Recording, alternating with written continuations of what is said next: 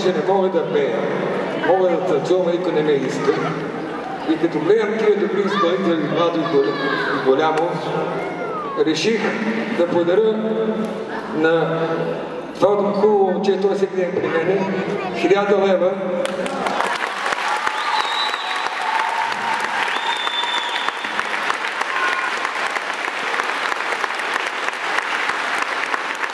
Като ще го помоля после да дойде при мен там да му ги дам.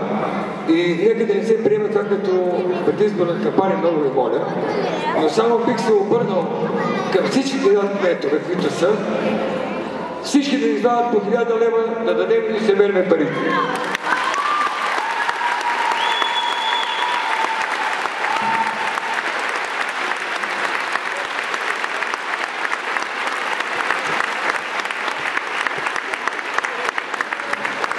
А сега отново ще се насладим на изпълнението